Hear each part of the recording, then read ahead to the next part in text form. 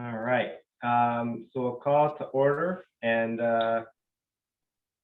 this is, I think I have the right agenda here. Did we have an agenda from the last time we did this? We have minutes from the last set of this, or am I looking at the wrong agenda? Yeah, we have the minutes, so they're from August of Okay. 2020. Wow, It's all been a right. while. We didn't meet in 2021. So I'm guessing we have no public comment since there's no one else on the call. So we'll move to the minutes from our meeting from 2 years ago, which I will make a motion to accept, I guess. So moved. All right, all in favor? Aye. Aye.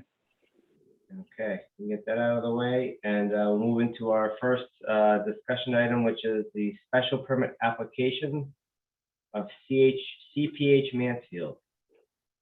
So this first one is for a redevelopment of the Champagne Motors site down near Eastbrook Mall. Oh my goodness. So what they're proposing to do is to take a portion of the building off and then split it into two lots. And the lot that is directly across from Eastbrook Mall in that signalized intersection would have a driveway that leads directly onto the site. And they're proposing a commercial building with 2 drive-through facilities. So all the application materials that we have right now are in your packet. I will tell you that we had tentatively scheduled a public hearing for March 21st. We were required to notify the town of Wyndham, and there will not be a public hearing on March 21st. So just a very quick preliminary review of their plans turned up some things, and they're trying to work through them. So they're just they're waiting to see if there is a vernal pool adjacent to the property. And if there is, they'll have to do some things to deal with that. So this one you will definitely have some time to comment on. So, and I expect that there will probably be plan changes before we get too far. Any questions on our redevelopment? Any thoughts? I'm sorry, do we know more about what they want to do with, you said they want to develop it to have drive-throughs? Is that like? Yes, so one would be a full drive-through, one would be a pickup window. And while I have not gone through these plans, I do believe when I was scrolling through the packet that there may actually be some signage that they stuck on the detail sheets that might tell you who the tenants are. So I'm going to pull that up and see if I can scan down to see who they're, because the renderings that they gave us did not identify tenants, but I believe that the detailed plans did. So they've been, and they've been very, I would say, cagey through the pre-app process as to who the tenant was going to be. And I think I think the plan set is too large. It's not letting me scroll. Yeah, it's a big file. I'm trying to. There we go. So while we're doing that, so if the use with a drive-through or pickup window were approved, is there any further approval process that the town would have any control over for who the tenant was, or at that point is it just basically up to them, whoever they want? No, it's really going to be it's condition based. I'm not seeing it. I thought I saw it somewhere. It's so the biggest thing will be that the way the new regulations on drive-throughs were written was that they had to be you could not have 2 full drive-throughs. So Got you know it was the most you could have would be 1 full drive-through window and 1 pickup window where you're ordering in advance off-site and then picking up. And so, and I will say the regulations were drafted by this applicant because up until now, we did not allow drive-throughs for restaurant uses. Really? So it was the yeah. McDonald's that is right there. Is that a grandfathered use or something? it is, yeah, and Ah. it's ironically, they actually have a modification that they've submitted to improve their drive-through. So they're Linda, was proposing this four tenant spaces in here. But yeah, I really thought I saw something somewhere that had a sign or told me what the tenants were, but I'm not seeing it. So if I can find it, I'll let you know. But again, the tenants can change as long as they comply with the whatever the conditions are. We're looking at the use, not the tenant. Right. So aside from the potential vernal pool, are there any other reasons that this wouldn't be a good idea in this particular location? So, I mean, it does back up to a residential neighborhood. So I think, we'll see what happens with that. We have requested some peer review, both from a stormwater standpoint as well as traffic. So especially given this location, given what we know, and the fact that, we're dealing with 2 drive-throughs, which is a fairly new use. We are asking for, some peer review on stormwater and landscaping. They have asked to not bring the building up to the street. So they're asking, they had written the regulations to give them the ability to make that request, as long as they are providing, basically making up for that by making sure that we have really good pedestrian facilities and it's clear, it's easy to get to the building. And so we'll see. As I said, I honestly have not started my review. We had a meeting with them. They expressed some concerns with the fees for the peer review. And again, we went through some preliminary comments, and at this point, they're investigating the vernal pool, and we'll see where we go from there. With respect to the impact on the neighborhoods, is the development of the site going to push that tree line back closer to the houses? That I'll have to look at. As I said, I really have not looked at these plans because, quite frankly, I expect that they may change. So we have not. I know Derek looked at them a little bit and had some concerns with their stormwater, which he's already kind of flagged for them. So I'll have to look to see. It's hard to see. I'm on a surface right now, so it's really hard for me to see the limits of disturbance at this small of a scale. Is there an increased level of scrutiny on that because it's in like the watershed for the reservoir area, or is it all the same? So if it's I have to check if it's in the watershed. We have some specific rules that apply for that. But with stormwater, we're always looking, especially with wetlands, with anything else, as to how you're designing it, and if you're meeting our regulations as well as best practices. So.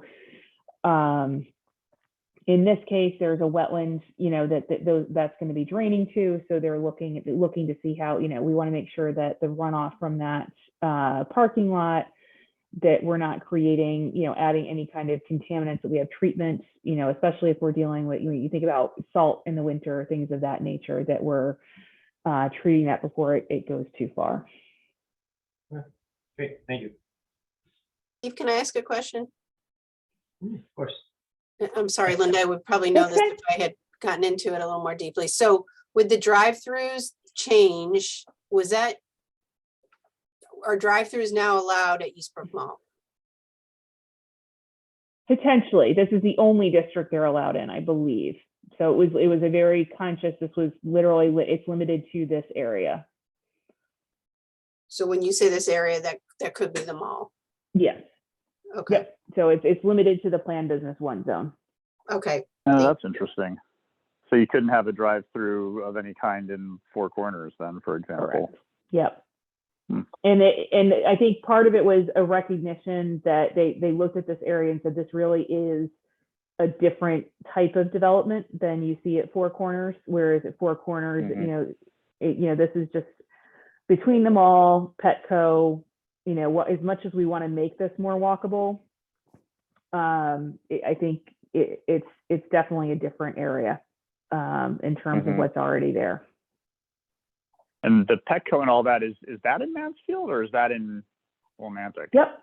Nope. Petco is in That is, Mansfield. that's us? Yep. Okay. We I didn't know. actually, I think the address is Willimantic, which is what makes it confusing. So, but our town line actually extends south of Route 6. And so that little gas station on the other side of Route 6 on 195 is in Mansfield, as well as the office building across the street.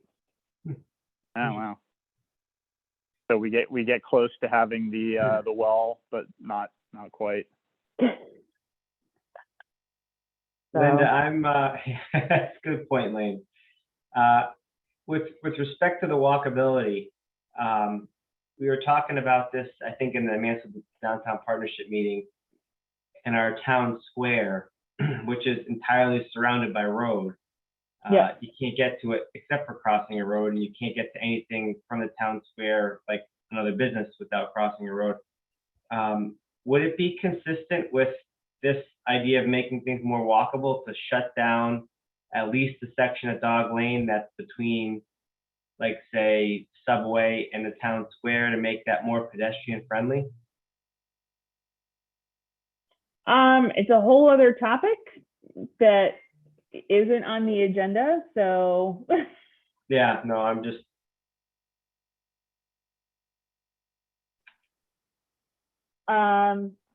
Can we talk about that offline?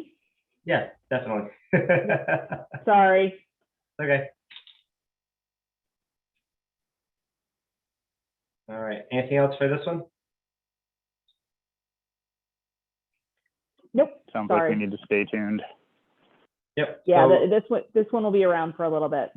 okay, so we'll start kind of poking around, but expect changes is what I'm hearing from you. Yeah, and I'm not sure how much I'm not sure how much the changes would affect what you're seeing on the site plan, but I do know that there's again, I know Derek looked at it and had already highlighted some issues on stormwater, so I'm not sure what that will mean in terms of what their site plan looks like. And as I said, I have not started looking at it because we're trying to figure out what's going on at this point, and we don't have our peer review consultants under contract because we've not received a deposit from them. So we can't set our peer reviewers loose until we get the funding from the applicant. Okay, great. All right, next we have amendments to zoning regulations related to cannabis establishments. So we are proposing to extend the temporary and limited moratorium until December 30th. The public hearing on that is on March 7th. We don't want to use all that time. We are hoping not to use all that time. However, I think it's taking us a little bit longer. One of the requests that we've had is that before we draft regulations, we get public feedback on kind of the concept. And so we're trying to figure out the best way to do that. Right now, the thought is to do an electronic survey similar to what we did with the affordable housing plan, but I've got to figure out how to create a survey in a way where people can understand it, because as you all know, this stuff is a little bit tough to understand. And if I, just ask, are you okay with cannabis establishments in the PB1 district? Somebody's going to go, what's that and where is it? So we're trying to figure out, so that's something we have to figure out in terms of how we can do this in a way where we can give people some context, as it were, and to try and get some feedback on that. So that's the next step there. I will say that we've continued to talk with regulatory review committee and refine the framework as we go along. So some changes and I have not updated the document, but some of the changes are that at this point, I think we are limiting consideration of cannabis retail and hybrid establishments to the Planned Business 1 or East York Mall area, the Four Corners Planned Business 3 zone, King Hill Road Planned Business 4 zone, and Perkins Corner Planned Business 5 zone. So those would be the only areas where you could ask for a special permit for one of those types of establishments. Additionally, they are at this point saying that basically to go with a prohibition on cultivation of marijuana. that's something they really do want to take their time on, given the potential implications. I have talked to some of my peers in communities where there are medical marijuana production facilities in Connecticut. And I quite frankly got a range of responses. Most of them are in industrial areas, which, as you know, we don't have. So, one person said, oh, you know what, you really can't smell it until you get right up next to the building. And then someone else is like, oh no, you can smell it. It's there. The committee members are interested in taking a tour. I have to figure out how to do that under the, and still meet FOIA requirements. So, and because these facilities do have a lot of security, one of them has offered to let us do it, to do a tour for us. But because these are technically public meetings, I have to make it open to the public. And I don't know how to do that in a security, in a secure facility like that. So one question that has been asked, and I need to ask our town attorney, is whether or not, in this situation, could the members be there in person and then the public be limited to a virtual attendance? And I don't know if we can do that. In other words, kind of take something, I don't know, a camera, a phone, and just, but I'm not sure, again, from a security perspective, I'm not sure the facilities will let us do that anyway, because, obviously they're going to be concerned about security. So I'm really not sure how we're going to accomplish this kind of tour idea. I will say that all the ones in Connecticut are indoor facilities. So it's all, everything is indoor and secure. We do have a Mansfield resident who has informed me that he is affiliated with a production facility in Massachusetts, and that is outdoor. And so he's like, I'm happy to bring you up there. So, but I don't know that, I'm not even sure if you can do an outdoor facility here. So I would assume that the odor would be somewhat contained by a building, as compared to a field in full bloom, but that is an option that we can look at. So, Linda, if it's possible to actually pull it off, if there's any flexibility in who attends, I'd love to go and see, not really see it, but smell it, because that was one of the concerns with the Agbotic proposal. Not that they wanted to grow marijuana, but hemp, and I think that definitely has potential impacts on neighborhoods, and I'd be curious to see it firsthand, just what it is. And that's why the first draft that's going to come out is going to be, as I said, they're pretty consistent, and we have not talked to the council yet, but at least from the members of the regulatory review and the commission, when we talked about it, it's been a pretty consistent. We do not want to go down that path until we are very comfortable with, what the potential impacts might be. And so until they can understand that, I think you're going to see something that is basically a prohibition on cultivation, and focusing more on the retail components as well as some of the other manufacturing, and making products or testing, things of that nature. I'd also be curious, and this we wouldn't need to witness or anything, but just from someone who knows the biology of the plants, is the smell like a 12-month year-round type deal, or is it only when it's in bloom, or how does that, is there like a time period to it? Yeah, that I got the sense from Jake Baxter, who lives in Mansfield, when he was talking about the fields in Massachusetts, that there's a specific time when those plants are maturing, that when the odor, becomes an issue. For an indoor facility, I would have to imagine they probably have plants at different stages, year round. So for an outdoor facility, your growing season is really limited based on our weather.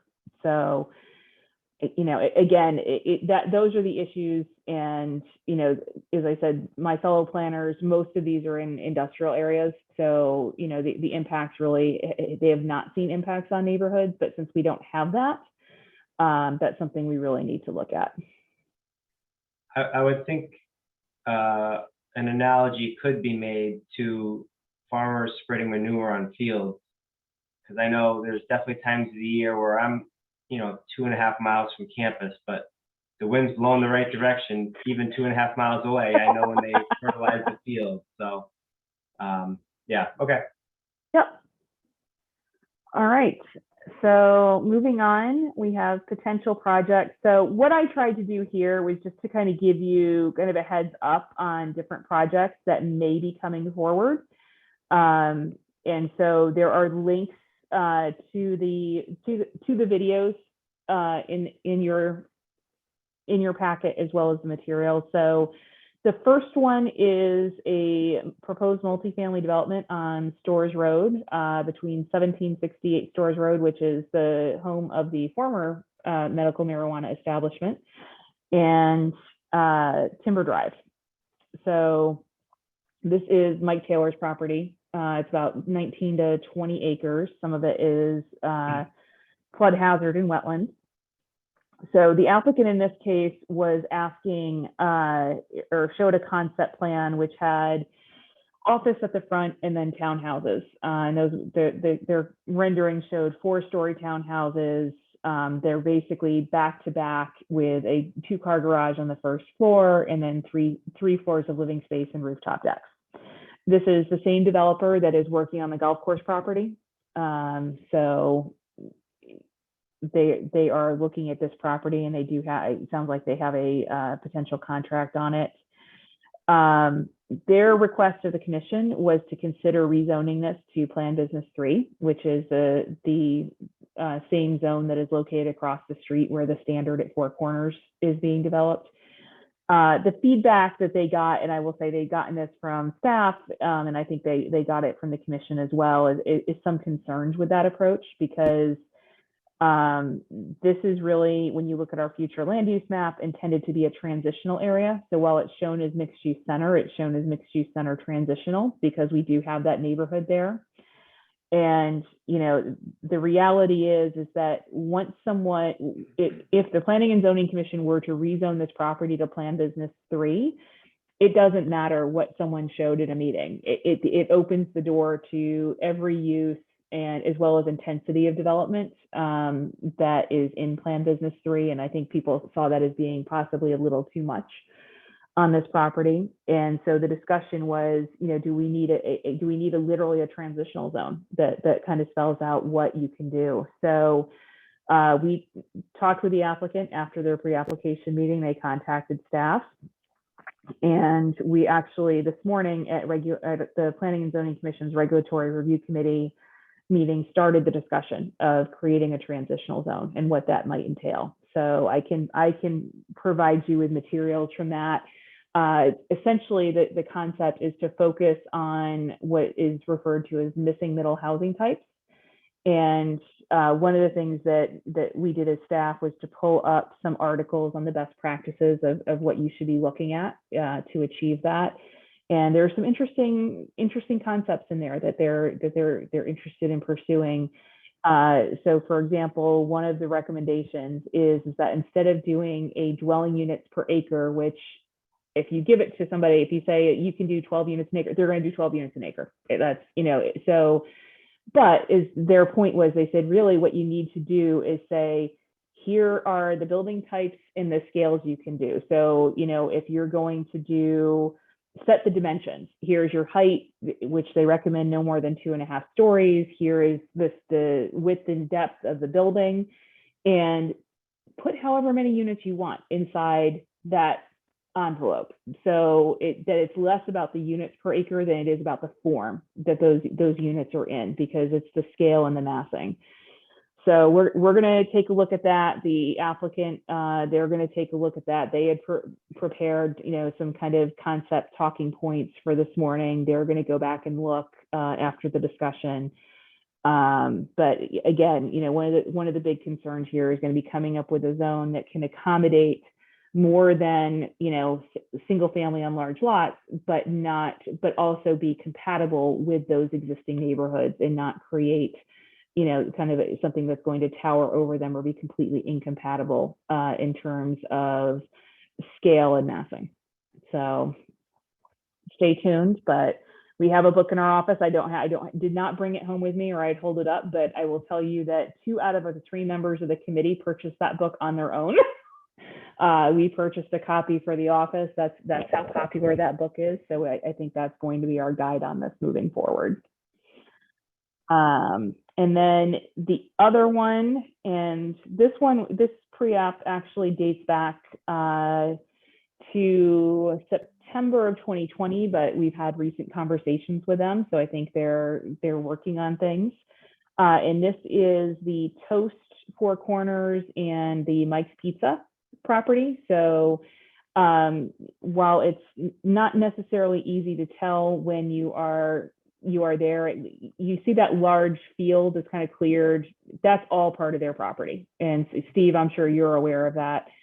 So the owner of those two properties is proposing to do a mixed use development. They would not be touching the gas station or the Toast Hops 44 buildings. Those would remain and the uses would remain. But they are proposing to develop the remainder of that property with a mixture of multifamily residential and commercial. So there is, I believe, let's see if I can find this on, I want to say it was around 100 or so dwelling units.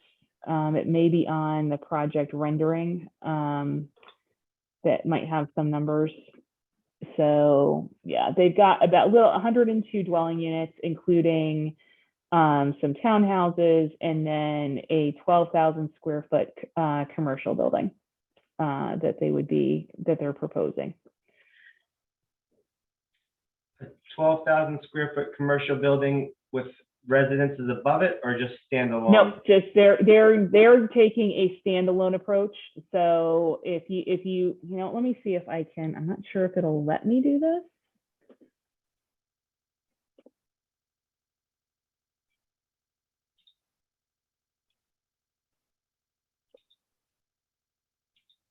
So this is the rendering that they provided for what they're thinking of. So this is Mike's Pizza, Dunkin' Donuts, gas station, Toast, Hops 44, and then this would be a standalone 12,000 square foot commercial building, and then multifamily, I think, kind of garden apartment flats, and then these, I believe, are townhouses.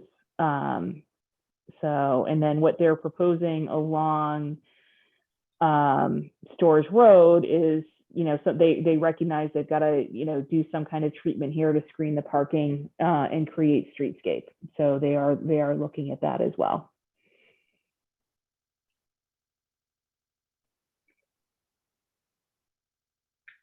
Great.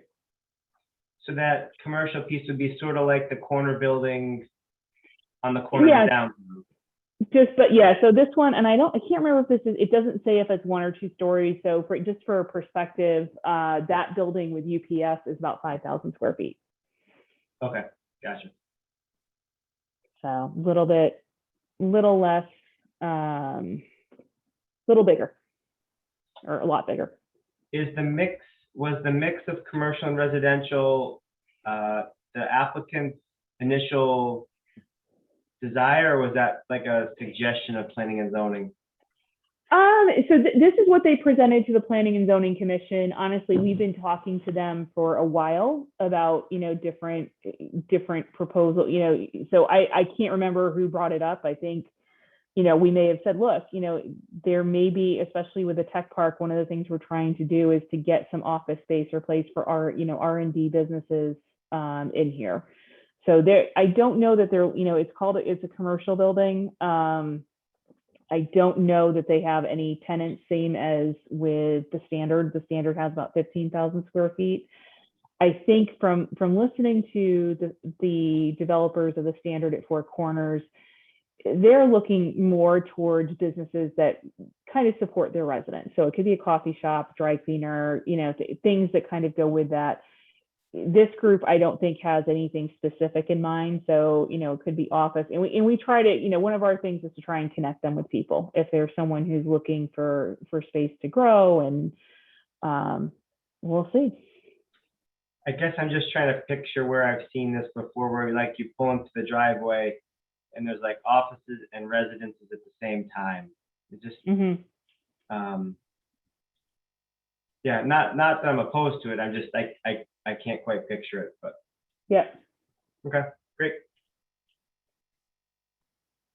So that's what's on the burners right now, and we'll see where we go. The golf course property, I don't think I included in this. So that's the same developer that's looking at doing Mike Taylor's property that I showed you earlier. They had submitted a wetlands license for the golf course property a couple of months ago. They ended up withdrawing it because after we got through the first round of comments from our peer reviewer, they were just so significant that they needed to go back and really work on design. And so they knew that they were not going to be able to stay in the process with the amount of stuff that they had to address. So they're still working through those design questions. That site is somewhat challenging. It's beautiful, but it's got a lot of slopes and it's got a lot of wetlands. And so, when you try and, stay away from the wetlands, then it's pushing you into the slopes, and they had a lot of fill that was happening. I want to say that they had, Jennifer knows the exact depth, but I want to say that they had a retaining wall that I think was 25 feet tall. They might have had a manhole that was going like 30 feet down. And so you're moving a lot of dirt at that point. And our consultant was like, yeah, no, you need to find a better way to do this. There's a lot of, even though you're not in the wetlands, there's a lot of disturbance happening, and a lot of changing of that topography and how the site functions. So, but they're really trying. Constraint there? Hmm? Is that tower a constraint on that site?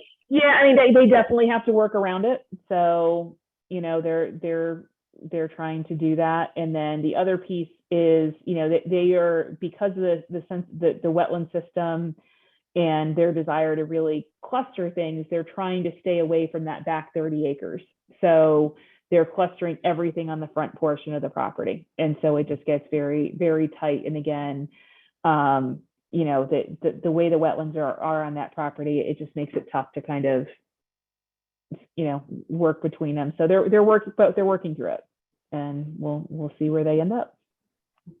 Great. All righty. I think that brings us to communications and future meetings. Anything there we need to be aware of, Cynthia? Or No,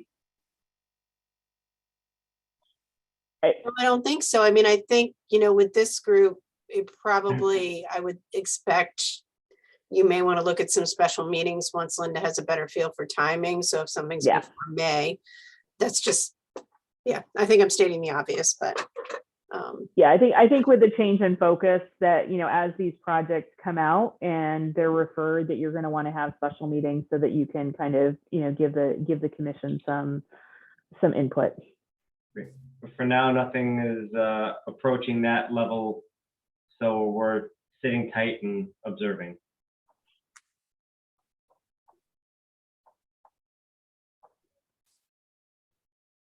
Great. Okay.